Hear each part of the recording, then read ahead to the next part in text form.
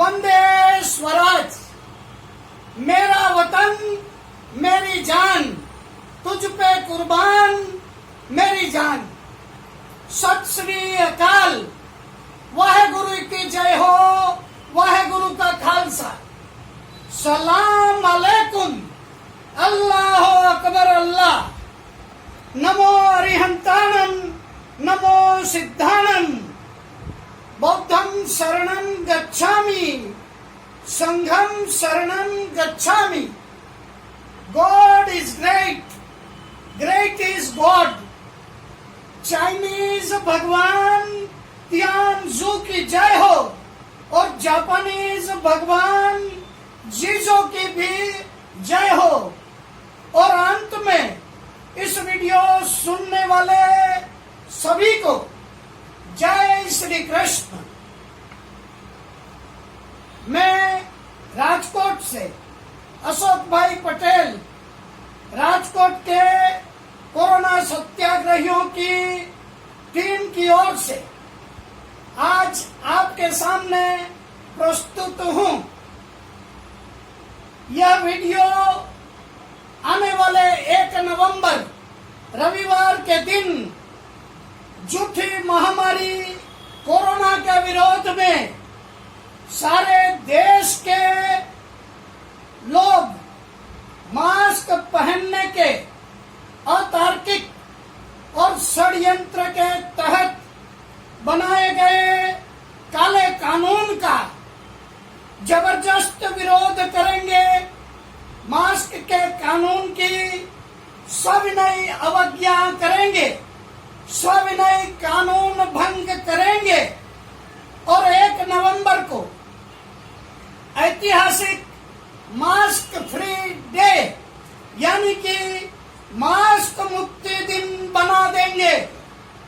और इस तरह से कोरोना के इस वैश्विक षड्यंत्र को और उसके द्वारा विश्व सरकार यानी कि ग्लोबल गवर्नमेंट बनाने की पश्चिमी विश्व की साजिश को विफल करने की दिशा में एक महत्वपूर्ण कदम बढ़ाएंगे।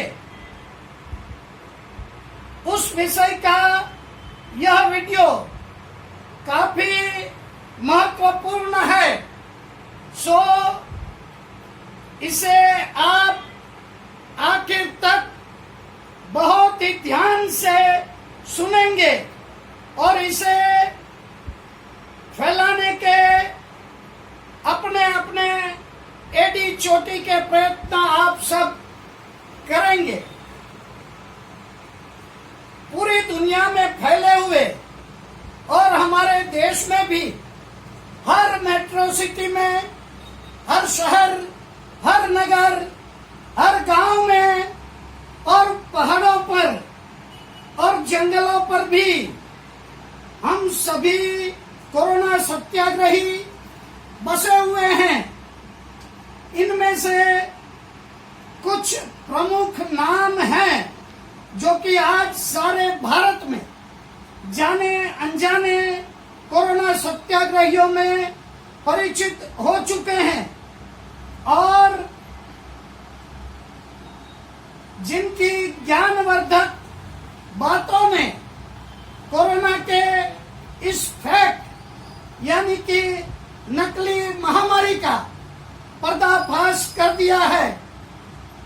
Doctor Biswaroop Roy Chowdhury, doctor Tarun Kothari, doctor BM Hegde, doctor Amar Singh Azad, doctor Vilas Jagdale, Yohan Tengra, Kapil Bajaj, Kamal Mongia, Tanya nature cure, Sumit Azad, Haridwar से आचार्य नीरज, कोलकाता से शहजाद आलम और हमारे राजकोट के प्रवीण भाई लाखानी और न जाने कई कितने और भी हैं जो आज कोरोना के इस घोटाले से भारत को बचाने के लिए जी जान से संघर्ष कर रहे हैं।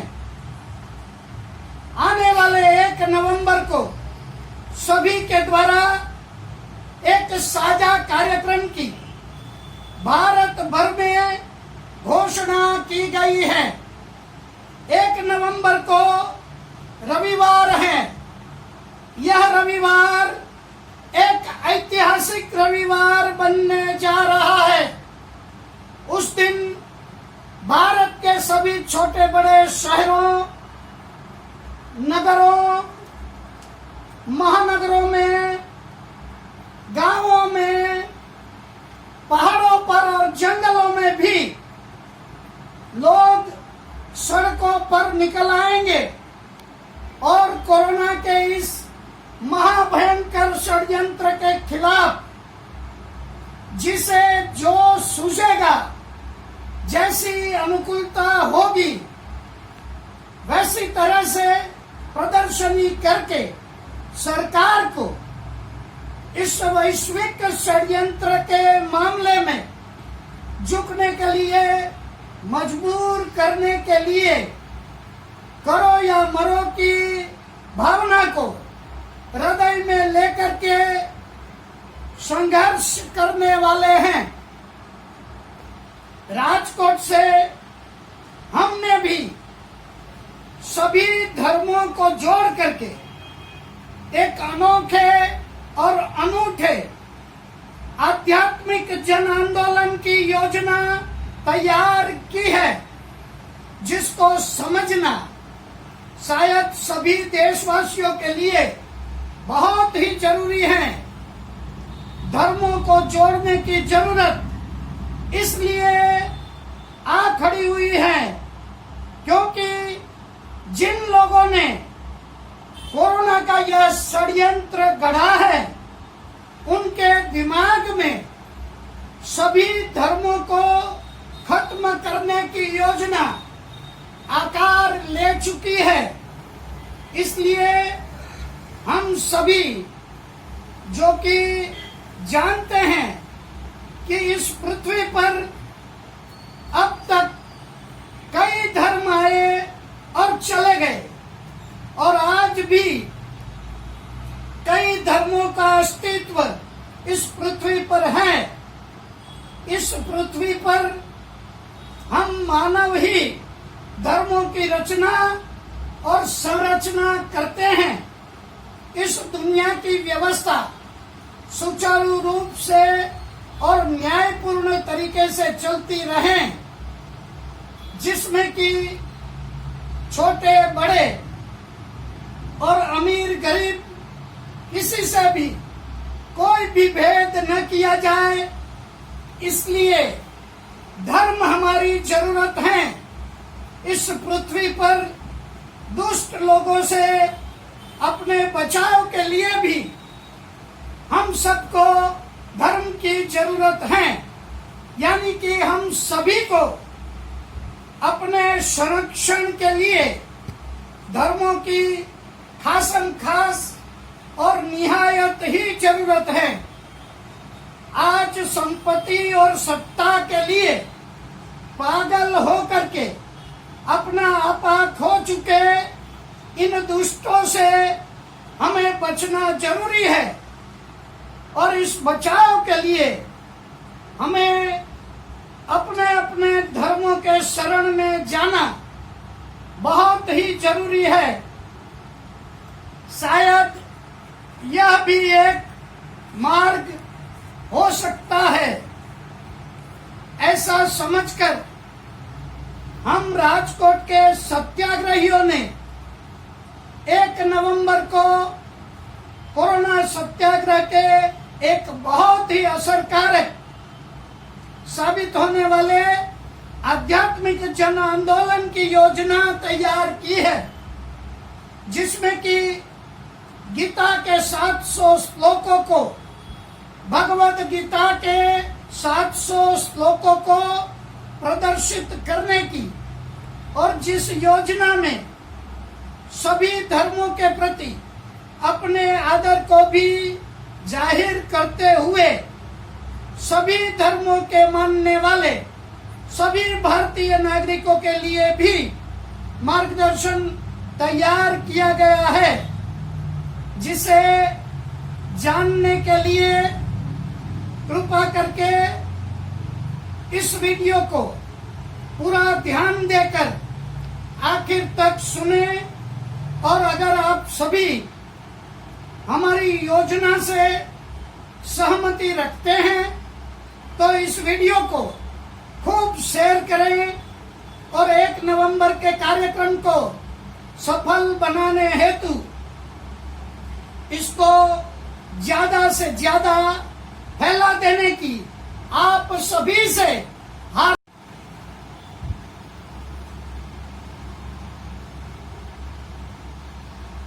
1 नवंबर के भारत बचाओ आंदोलन के नाम से होने वाले इस स्वयंभू संघर्ष में, जैसा कि हम सभी जानते हैं कि कोई भी राष्ट्रव्यापी एक नेता नहीं है और सभी अपनी अपनी सूझबूझ से अपने अपने कार्य क्षेत्र में अपना योगदान देने के लिए तत्पर हुए हैं, क्योंकि आज यह जिंदगी और मौत की बाजी लगी हुई है और हमारे परिवार और आने वाली पीढ़ियों को डिपॉपुलेशन के इस महाभयंकर संकट से बचाना अनिवार्य हो चुका है।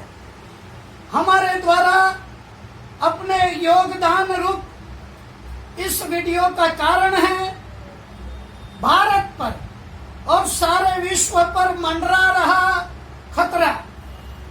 आज पूरी मानव जात खतरे में है कोरोना वायरस के रूप में। आज यह खतरा, जो कि ना तो कोई एपिडेमिक है और ना ही कोई पैंडेमिक है,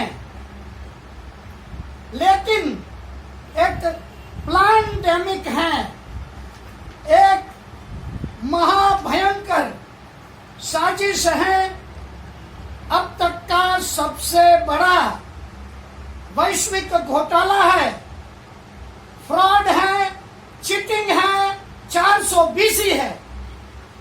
कहने का साफ साफ मतलब यह है कि कोरोना न तो कोई वायरस ही है और ना ही कोई संक्रमण फैला रहा है। साइंस के नाम पर बिल्कुल अनसाइंटिफिक बातों को फैलाया जा रहा है और दमन गुजारा जा रहा है मीडिया के द्वारा और देशों की सरकारों की भागीदारी के द्वारा प्रोपेगेंडा किया जा रहा है। कोरोना कोई रोग नहीं है, यह एक सोचा समझा प्लान किया हुआ षड्यंत्र है। यह एक ऑर्गेनाइज्ड क्राइम है, यह एक पावर गेम है। सत्ता और संपत्ति के इस गंदे खेल में अमेरिका की माइक्रोसॉफ्ट कंपनी का मालिक बिल गेट्स मास्टरमाइंड क्रिमिनल है।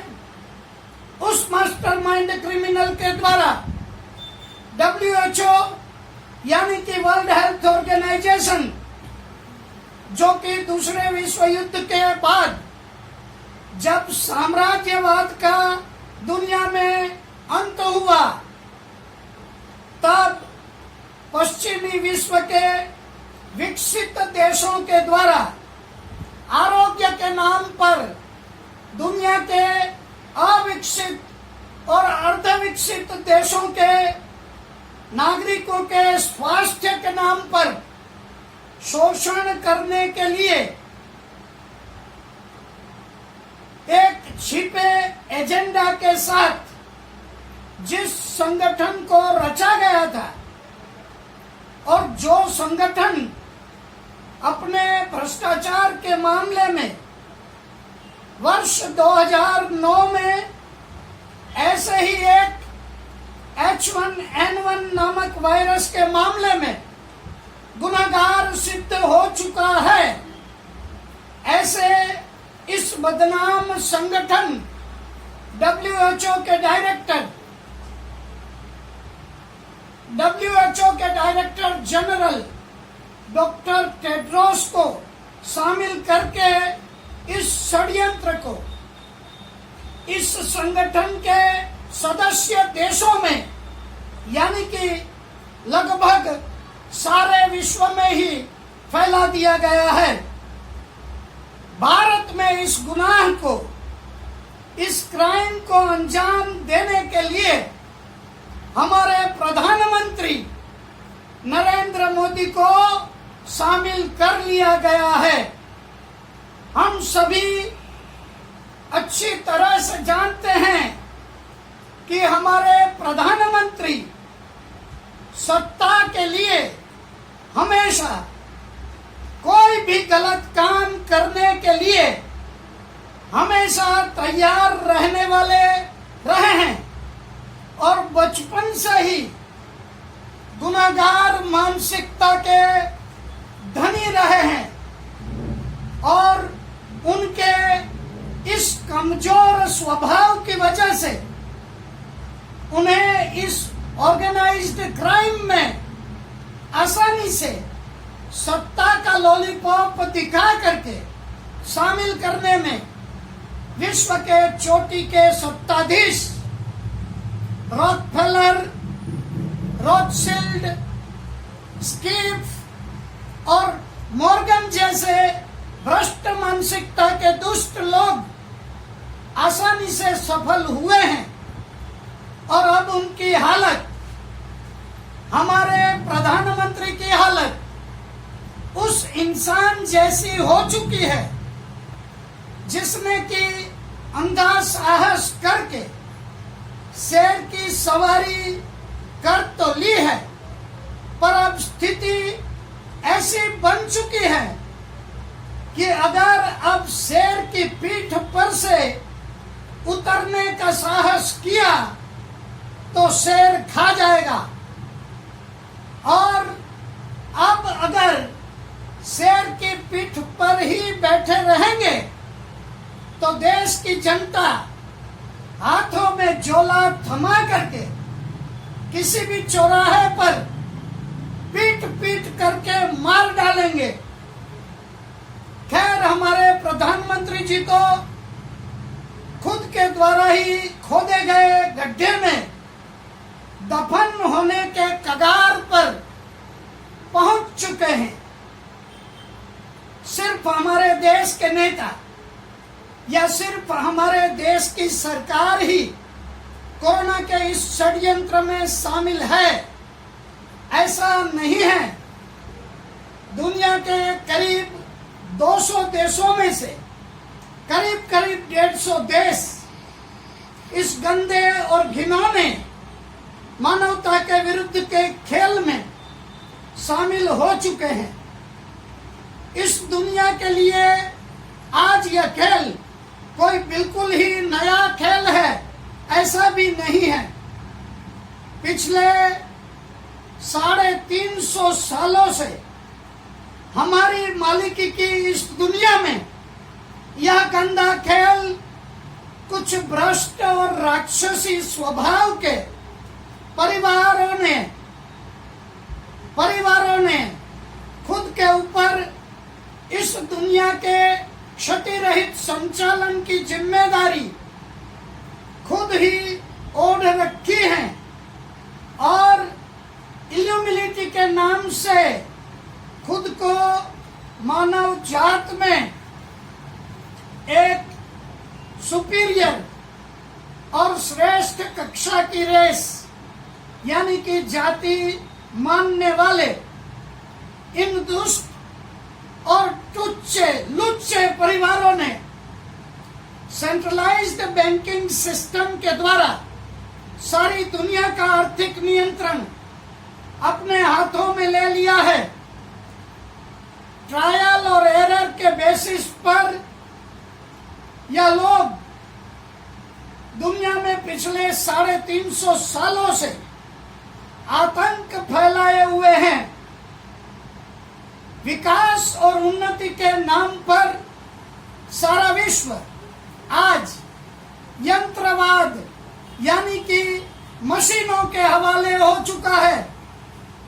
गांधी जी ने अपने 1909 में लिखी एक छोटी सी पुस्तिका हिंद स्वराज में आज से 111 सालों पहले भी यंत्रवाद, स्वास्थ्य जगत, ट्रांसपोर्ट जगत और न्याय जगत और सरकारों की तानाशाही के बारे में भी विस्तार से बताया था।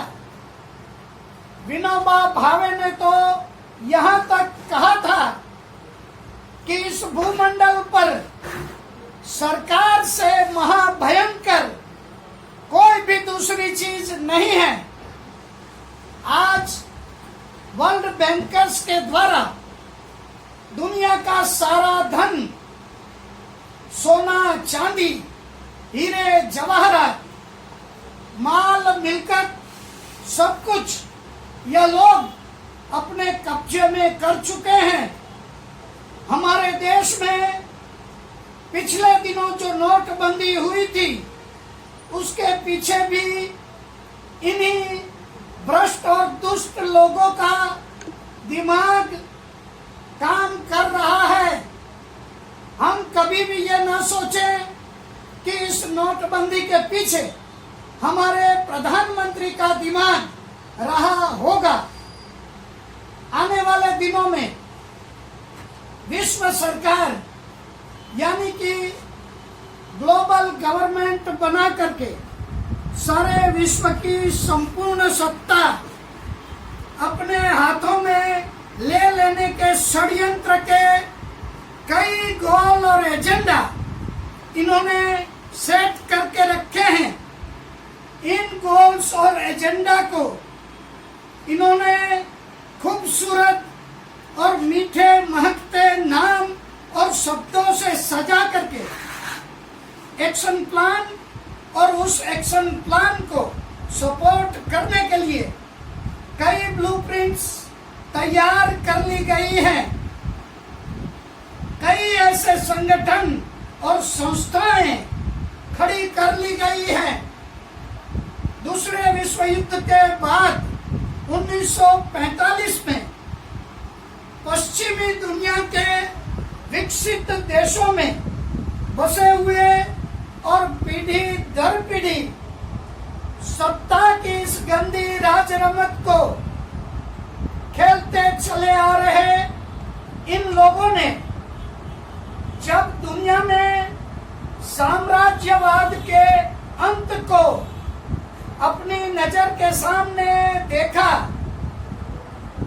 तो तुरंत विश्व शांति के नाम पर यूनो और उसके आनुषंगिक संगठन WTO, WHO, यूनेस्को और वर्ल्ड बैंक और IMF, इंटरनेशनल मॉनिटरी फंड जैसे आर्थिक संगठन और संस्थाएं खड़ी कर ली गई।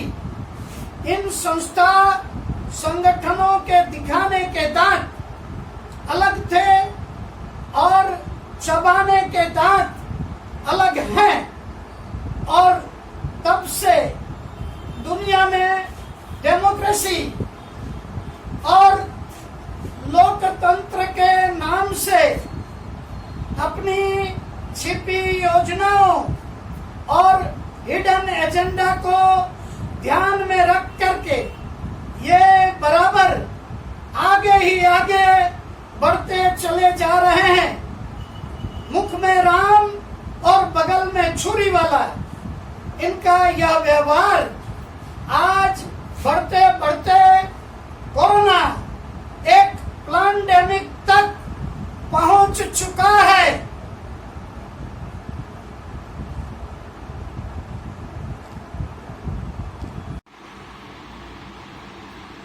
हमारे लिए अब इनको रुक जाओ कहने का समय आ गया है। ये सारे के सारे दुष्ट और बदमाश हरामखोर लोग अपने आप को देश और दुनिया के मालिक समझ रहे हैं। अब इन सभी से और हमारे देश के प्रेसिडेंट और पीएम से भी साफ साफ शब्दों में बात करनी जरूरी हो गई है। ये सारे जो 5 सालों के लिए चुने जाते हैं, यह चुने जाने के बाद अपने आप को जनता के प्रतिनिधि समझने के बजाय जनता के मालिक समझ बैठे हैं। देश और दुनिया के ये सारे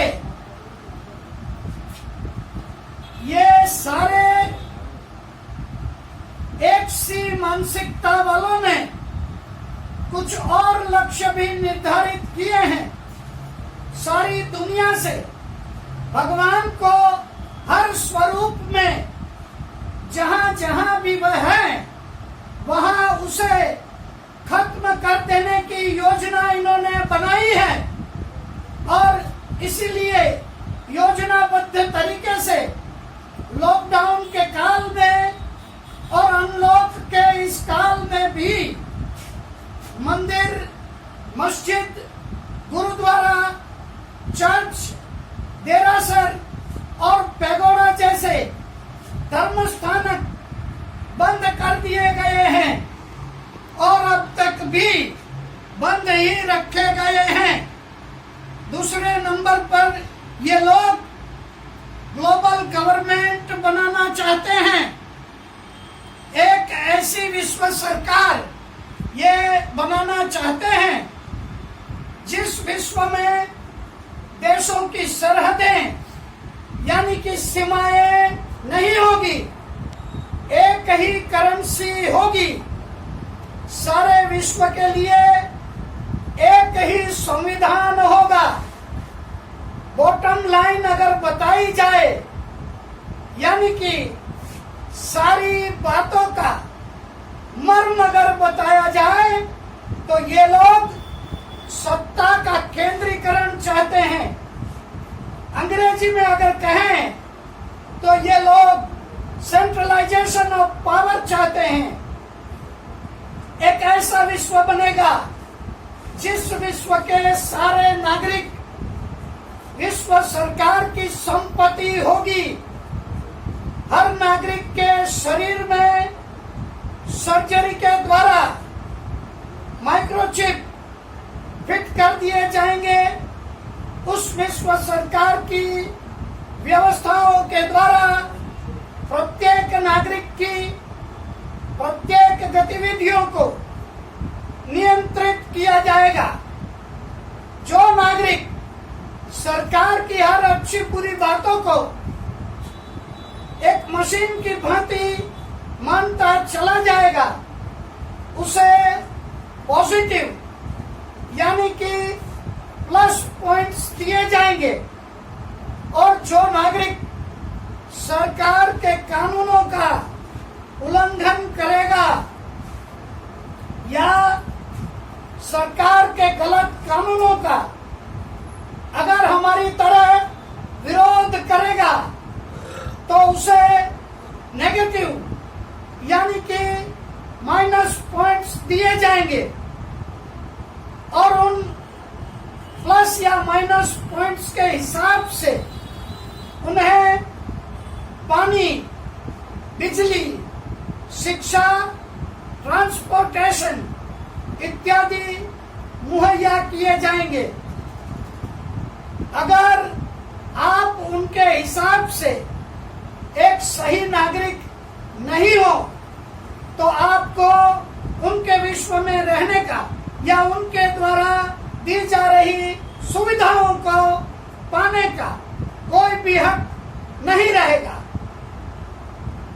न्यू वर्ल्ड ऑर्डर के नाम पर अच्छे अच्छे शहद में यानी कि मधु में डुबोए हुए श्रृंगारित शब्दों की सजावट से उन्होंने 17 सस्टेनेबल डेवलपमेंट गोल्स को तय कर रखे हैं। सेट किए गए इन गोल्स को पाने के लिए कई संस्थाओं और संगठनों का मकर जाल का रोड मैप बना लिया गया है। दुनिया के प्राय हर एक देशों में यह मकर जाल की बुनाई उस देश के कॉर्पोरेट वर्ल्ड के धनी लोग और राजकीय क्षेत्र के सत्ता के लालची नेता लोग, भारत जैसे देशों में जहां कई राजकीय पार्टियां हैं, वहां लगभग सभी पार्टियों का हाईकमांड जो है ये इस न्यू वर्ल्ड ऑर्डर को लागू करने में साझेदार और भागीदार भी बन चुका है। इनको साझेदार बनाने के लिए ये वर्ल्ड बैंकर्स और इल्यूमिनिटी के द्वारा 17 सस्टेनेबल डेवलपमेंट गोल्स के नाम और उस पोर्टफोलियो में दी गई विगतें यानी कि डिटेल्स बाध्य कर देने के लिए काफी है। न्यू वर्ल्ड ऑर्डर के हिडन एजेंडा को, गुप्त एजेंडा को ये जान नहीं पाते और अगर उनके कुछ समझ में आने भी लगता है तो भी जिस तरह से यह कोरोना के विषय में जो कंफ्यूजन फैलाने में सफल रहे हैं, वैसे ही न्यू वर्ल्ड ऑर्डर के विषय में भी ये लोग कंफ्यूजन को बरकरार रखेंगे। इस बात को समझने के लिए आपको चाहिए कि उन 17 सस्टेनेबल डेवलपमेंट गोल्स के नाम बराबर से जाने। इतना ही नहीं, लेकिन उन 17 गोल्स, उन 17 लक्ष्यों के नाम में छिपी करामात को भी आप शुद्ध बुद्धि से समझे। वे नाम इस प्रकार से हैं। सबसे पहले नंबर 1, नो पॉवर्टी, यानी कि ऐसा विश्व बनेगा जिसमें कि गरीबाई होगी ही नहीं। नंबर 2, जीरो हंगर, उस विश्व में कोई भूखा सोएगा ही नहीं, यानी कि भूख से होने वाली मृत्यु जीरो होगी। Number 3, good health and wellbeing, उस विश्व में कोई भी बीमार नहीं होगा। इतना ही नहीं बल्कि सभी शरीर से तंदुरुस्त और ताजे तगड़े ही होंगे। नंबर 4, क्वालिटी एजुकेशन, शिक्षा की क्वालिटी यानी कि गुणवत्ता बहुत ही उच्च होगी।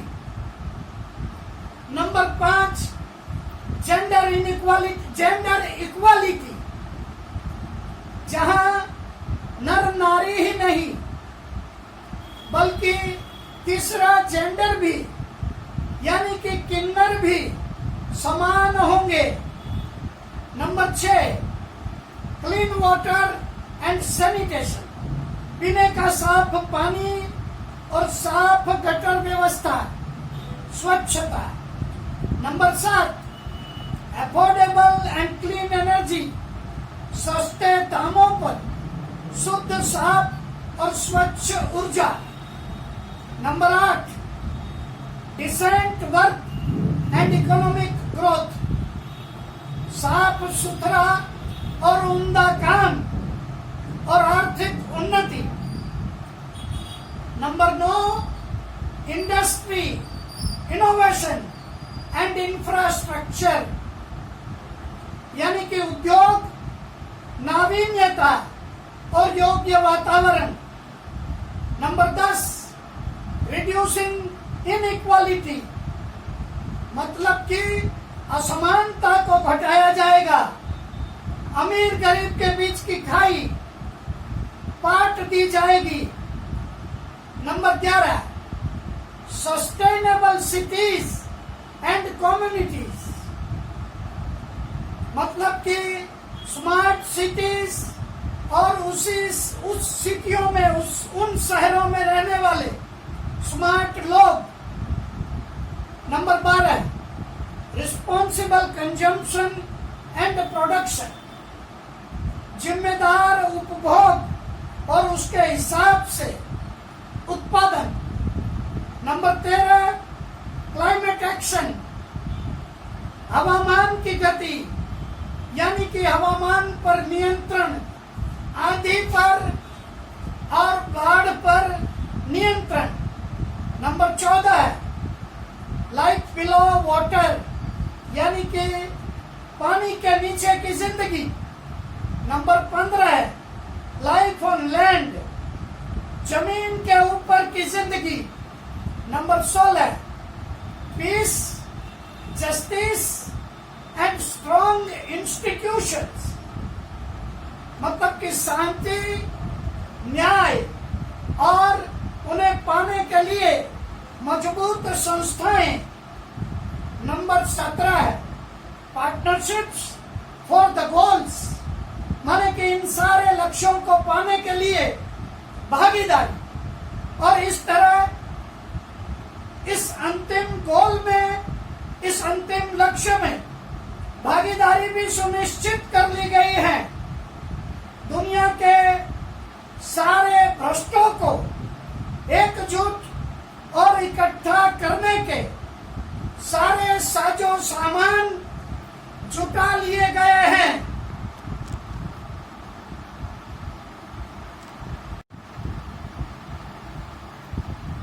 इसमें अगर नहीं की गई है तो एक ही बात नहीं की गई है, और वो है डीपॉपुलेशन, मतलब कि बस्ती को हटा देना, प्राय खत्म करना। एजेंडा 21 के नाम से दुनिया के पॉपुलेशन को 21% तक, यानी कि 21% तक पहुंचा देना है।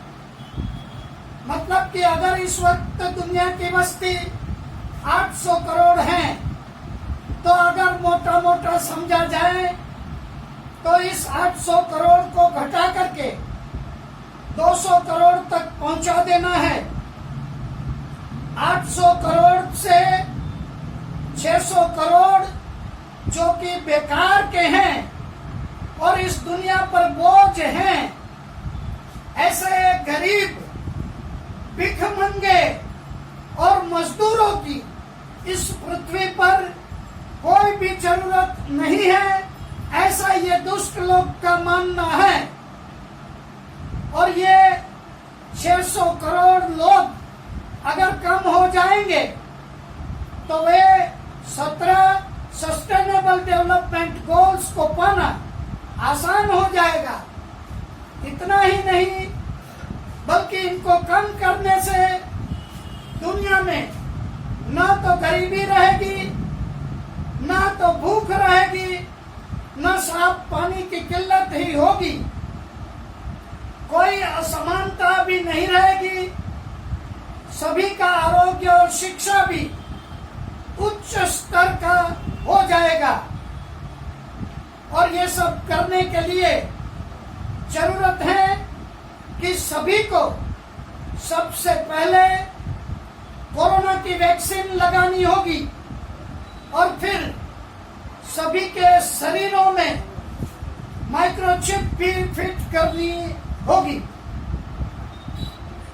एजेंडा 2030 के नाम से यह सारे काम दुनिया के अलग अलग देशों की सरकारों के द्वारा ही दिन दुगनी और रात चौगुनी अपनी गति से इस एजेंडा के कई लक्ष्य जो कि सारे सेट कर लिए गए हैं और इन लक्ष्यों को कई ऐसी संस्थाओं और संगठनों के द्वारा आगे बढ़ाए जा रहे हैं।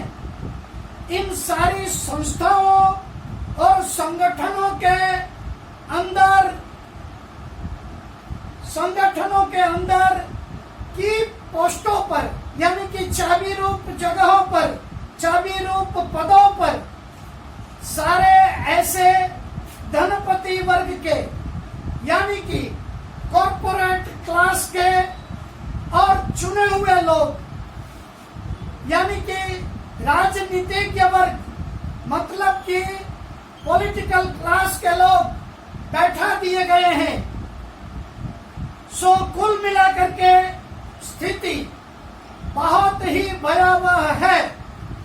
सत्ता के केंद्रीकरण का समूचा चित्र अगर एक जगह एक साथ ही देखा जाए तो यह चित्र अत्यंत भयानक और भयभीत कर देने वाला है। इस सारे चित्रण के द्वारा मेरा इरादा आप सभी को डराने का नहीं है, बल्कि सच्ची स्थिति से अवगत कराने का है। आज ये सारी बातें पब्लिक डोमेन में हैं और इंटरनेट में जाकर के गूगल के द्वारा भी इन सभी बातों की तस्दीक की जा सकती है, फैक्ट्स को चेक किया जा सकता है। स्थिति चाहे जितनी भी भयावह क्यों न हो, फिर भी मैं इतना कहना चाहूंगा कि इस स्थिति को अपने काबू में करना यह हम सभी की क्षमता के अंदर है। हम में से प्रत्येक इतने क्षमतावान हैं, हम में से प्रत्येक में इतनी कैपेसिटी है, इतनी शक्ति भी है कि हम सब मिल करके आने वाली प्रत्येक आफत और मुश्किलों का हल निकाल सकते हैं और इन सभी मुश्किलों से पार पा सकते हैं। भारत में हमें चाहिए कि हम सब मिल करके अपने देश को पक्ष मुक्त बनाएं, सभी पॉलिटिकल पार्टियों से अपने देश को हम मुक्त करें। देश को पक्ष मुक्त करने के लिए हम सभी को अपनी स्थानीय इकाइयों को पक्ष मुक्त करना होगा। इस काम को हमने राजकोट में एक राजकोट मतदाता एकता मंच नामक मतदाताओं का संगठन बना करके किया है और इस संगठन के द्वारा हम योजनाबद्ध तरीके से अपने शहर राजकोट के राजकोट म्युनिसिपल कॉरपोरेशन को हमेशा के लिए ही पक्ष मुक्त बनाने के लिए एक खास रोड मैप पर काम कर रहे हैं।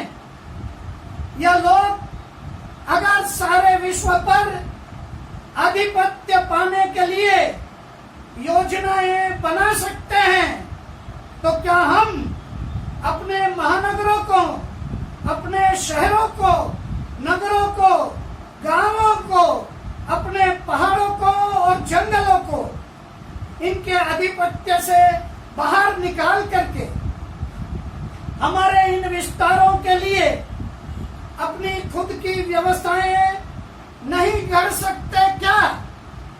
जरूर कर सकते हैं।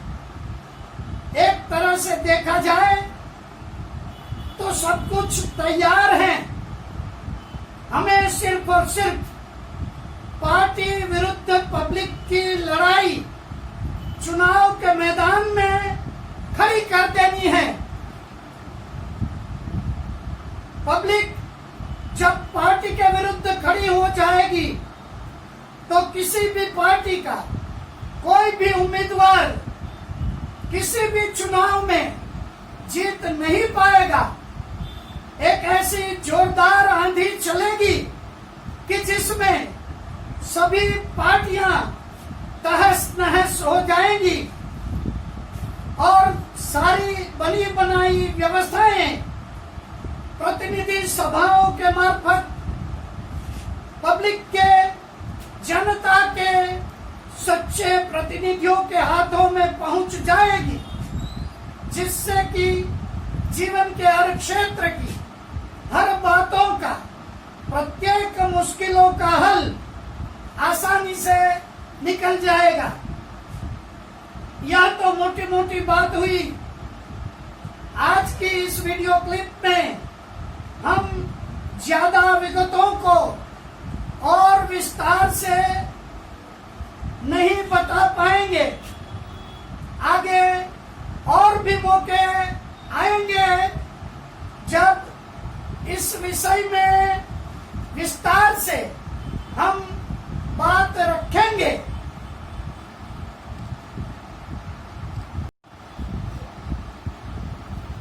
आज की बात को समाप्त करते हुए अंत में मैं तारीख 1 नवंबर को हम राजकोट में क्या करने जा रहे हैं उसको थोड़ा विस्तार से बताऊंगा, जो कि आज के लिए सारे भारत के सभी कोरोना सत्याग्रहियों के लिए बहुत ही महत्व की विगतें हैं। सो ध्यान दे करके उन विगतों को सुनिए और अपनी सूझबूझ के हिसाब से अपने अपने इलाकों में अपनी तरह से उनको कार्यान्वित भी कीजिए। सर्वधर्म के प्रति समभाव और आदर को ध्यान में रखते हुए हमने राजकोट में कोरोना घोटाले के खिलाफ के इस संघर्ष को एक आध्यात्मिक जन आंदोलन में परिवर्तित कर देने की योजना बनाई है।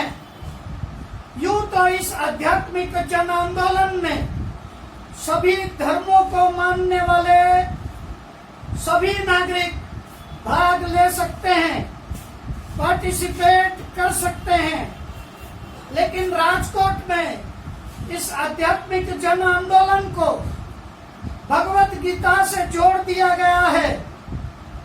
भगवत गीता के 18 अध्याय हैं और कुल मिलाकर के 700 श्लोक हैं। प्रत्येक अध्याय में कम बेसी श्लोक हैं। अध्याय नंबर 1 में 47 श्लोक हैं और अध्याय नंबर 2 में 72 श्लोक हैं और इस तरह से 18 अध्यायों के सब मिलाकर के 700 श्लोक हैं, जिन प्रत्येक श्लोक के अलग अलग पोस्टर्स बना लिए गए हैं। इस तरह के 700 पोस्टर्स बनाए गए हैं। राजकोट में रेसकोर्स रिंग रोड नामक एक 4 किलोमीटर का सर्कुलर रोड है। इस रोड पर रोज सुबह सवेरे 5 बजे से ही लोग मॉर्निंग वॉक के लिए पहुंच जाते हैं और करीब 8:30 बजे तक लोग इस रोड पर मॉर्निंग वॉक करते हैं। प्रत्येक दिन सब मिलाकर के करीब 4 से 5 हजार लोग पूरे शहर के अलग अलग विस्तारों से यहाँ मॉर्निंग वॉक के लिए पहुंचते हैं। इस सर्कुलर रिंग रोड पर आने जाने के 2 अलग अलग रास्ते बने हुए हैं, 2 अलग अलग रोड बने हुए हैं, जिसमें से एक रोड व्हीकल्स के लिए, वाहनों के लिए सुबह 8:30 बजे तक के लिए ब्लॉक कर दिया जाता है और मॉर्निंग वॉक करने वालों के लिए यह रोड रिजर्व रखा जाता है, जो कि 8:30 बजे के बाद वाहनों के आवागमन के लिए खोल दिया जाता है। इस रोड के किनारे लगभग 4 किलोमीटर की गोलाई में जो फुटपाथ बनी हुई है और वहां बागीचे के किनारे लोहे की ग्रिल्स जड़ी हुई हैं। इन ग्रिल्स की संख्या सब मिलाकर के 1500 हैं, जो कि इस 4 किलोमीटर के रास्ते के एक तरफ के किनारे और गार्डन की बाउंड्री के तौर पर लगी हुई हैं। तो हमने 18 अध्याय के 18 लीडर्स तय किए हैं, जो कि सभी मिलकर के अपने अपने अध्याय के श्लोकों के छपे हुए पोस्टर्स, जो कि डोरी से बंधे हुए होंगे, इस तरीके से उन पोस्टर्स को सुबह 6 बजे से 9 बजे तक या तो अपने अपने गलों में, अपने शरीर पर प्रदर्शित किए जाएंगे, या उन पोस्टर्स को ग्रिल्स पर लटका करके उन श्लोकों का प्रदर्शन किया जाएगा। आशा है कि सब मिलाकर के 700 लोगों के द्वारा इन 700 श्लोकों को प्रदर्शित किया जाएगा। प्रत्येक श्लोक के पोस्टर पर एकदम ऊपर लिखे गए वाक्य में गुजराती में यह लिखा गया है कि अर्जुन उठ और कोरोना के घोटाले के विरुद्ध युद्ध कर। उन पोस्टरों में प्रत्येक श्लोक का गुजराती अर्थ भी लिखा गया है और इस प्रकार अर्जुन को अधर्म के विरुद्ध खड़े होने के लिए आह्वान किया गया है। और कुरुक्षेत्र के मैदान में रथ पर सवार कृष्ण और अर्जुन का चित्र भी यहाँ छापा गया है। कुल मिलाकर के संपूर्ण भगवत गीता के 700 श्लोकों का प्रदर्शन राजकोट के रेस कोर्स रिंग रोड पर 1 नवंबर की सुबह 6 बजे से 9 बजे तक किया जाएगा। प्रत्येक श्लोक को अपने गले में डालकर अपने शरीर पर या तो ग्रिल पर प्रदर्शित किया जाएगा और इस तरह से महाभारत के युद्ध में कृष्ण के द्वारा अर्जुन को अधर्म के खिलाफ युद्ध के लिए उठ खड़े होने का संदेश पूरे भारत के उन सभी अर्जुनों को पहुंचाया जाएगा, जो कि सब कुछ जानने के बावजूद भी सरकारी तानाशाही के खिलाफ कुछ भी कर पाने में अपने आप को असमर्थ पा रहे हैं। राजकोट के सत्याग्रहियों के द्वारा कोरोना की इस झूठी और षड्यंत्रकारी राजकीय साजिश का पर्दाफाश करने और विश्व के उन सारे ऑर्गेनाइज्ड क्रिमिनल्स को बेनकाब करने हेतु सारे देश में चल रहे इस राजकीय आंदोलन को एक आध्यात्मिक जन आंदोलन में परिवर्तित कर दिया जाएगा। सभी देशवासियों से हमारा अनुरोध है कि पश्चिम के विकसित देशों के कुछ ही धनी परिवारों के द्वारा पिछले 350 सालों से चलाए जा रहे आक्रमण का, या यूं कहिए कि इस सांस्कृतिक आक्रमण का हम सभी ने डट के मुकाबला करना है। यह आक्रमण भारत की गंगा जमनी तहजीब की संस्कृति पर हो रहा आक्रमण है। सो सभी भारतवासियों में अपनी नात जात और धर्म को नजरअंदाज करके इस गुनाह के विरुद्ध उठ खड़ा होना होगा। जिस तरह से इन वैश्विक ठगों और षड्यंत्रकारियों के द्वारा जो एक फर्जी वायरस को जो कि करोड़ों वायरसों में से एक हैं, उनके कहने के मुताबिक उस वायरस को उन्होंने कोरोना नाम दिया है और साइंस के नाम पर सब कुछ अनसाइंटिफिक किया कराया जा रहा है।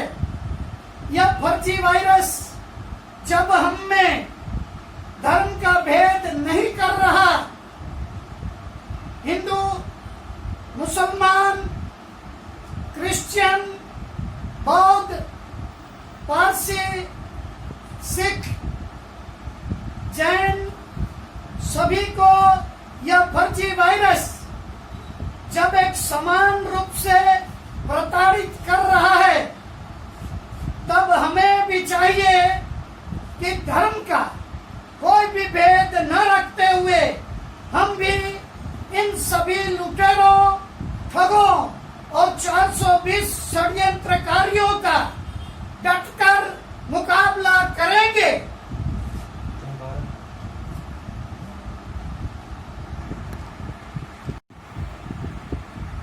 सभी देशवासियों को चाहिए कि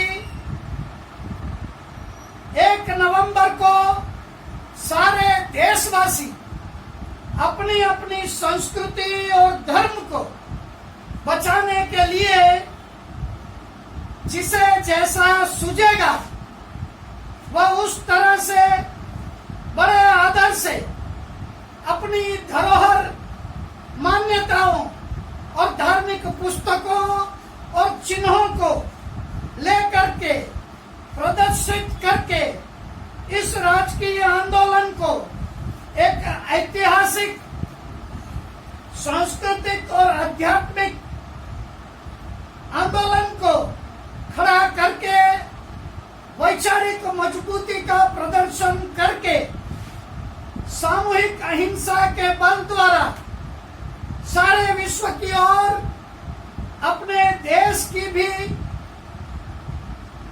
उन दुष्ट और शैतानी शक्तियों को हम सब मिलकर के परास्त कर देंगे। राजकोट रेसकोर्स रिंग रोड पर 1 नवंबर की सुबह 6 बजे से 9 बजे तक सभी धर्मों में मानने वाले और दलित, सवर्ण, अमीर और गरीब, तंदुरुस्त और लूले लंगड़े सभी से अनुरोध है कि आपकी श्रद्धा के प्रतीकों को या आपके आदरणीय धर्म की बातों को सारे विश्व के सामने प्रस्तुत करने के इस उचित अवसर को न गवाएं। जिस तरह से कि मैंने कहा कि लूले लंगड़े, तो हमारे यह लंगड़े मित्र जो हैं प्रवीण भाई लाखानी, ये भी बराबर डटे हुए हैं। 65 साल की इनकी उम्र है और इन्हें देखिए, हम दोनों ने कभी भी अपने शरीर पर मास्क नहीं पहना। तो आप सभी भी अपने घर परिवार, दोस्त और सगे संबंधियों के साथ एक यादगार इवेंट को, या यूं कहिए कि हमारे मानव जीवन को सफल और सार्थक सिद्ध करने वाली उस यादगार ऐतिहासिक घटना को जीने के लिए अपने अपने साजो सामान के साथ इस उत्सव को मनाने, इस फेस्टिवल को सेलिब्रेट करने के लिए अवश्य ही राजकोट के रेस कोर्स रिंग रोड पर 1 नवंबर की सुबह 6 बजे से 9 बजे तक के लिए किसी भी समय आप पहुंच सकते हैं और किसी भी समय आप वहां से रवाना भी हो सकते हैं। अंत में इस घटना के संबंध में एक बहुत ही महत्वपूर्ण बात भी आपको बतानी बहुत ही जरूरी है।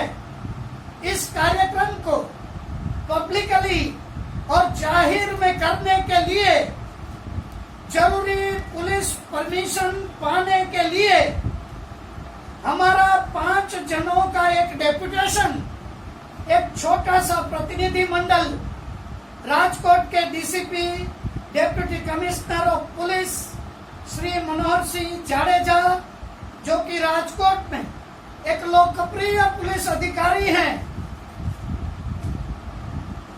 उनसे मिलकर के इस कार्यक्रम की विगतों को उन्हें बता करके पुलिस परमिशन पाने के लिए उनसे नम्रतापूर्ण अनुरोध करने के बाद उनकी सूचना के मुताबिक तारीख 17/10 यानी कि इस 17 अक्टूबर शनिवार के दिन एप्लीकेशन डाल दी गई है।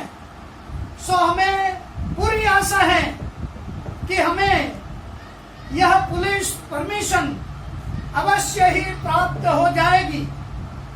तो अंतिम रूप से याद रखिए, मास्क पहने बिना और मास्क के काले कानून का सविनय कानून भंग करते हुए, सविनय अवज्ञा करते हुए और सभी देशवासियों को भय के इस भयंकर वातावरण से निकालकर अभय करने हेतु हम सभी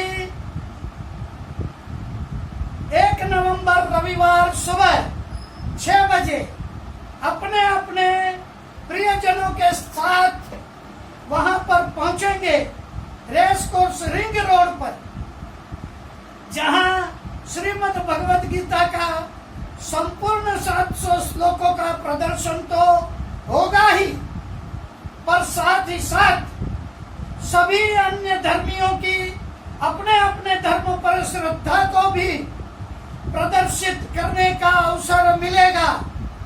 रेस कोर्स रिंग रोड पर लगी हुई ग्रिल्स पर जहां कहीं भी खाली जगह दिखे, वहां भगवत गीता के साथ ही साथ उन श्लोकों के बाजू में कहीं भी सभी अन्य धर्मी भी अपनी अपनी प्रदर्शनी अवश्य ही प्रदर्शित करें, अवश्य ही प्रदर्शित कर सकेंगे। अंत में सभी देशवासियों को नमस्कार, राम राम, जय श्री कृष्ण, सलाम अलैकुम। हम सभी को वंदे मातरम, जय हिंद, वंदे स्वराज और भारत माता की जय। छोड़ेंगे नहीं, छोड़ेंगे नहीं, झुकेंगे नहीं।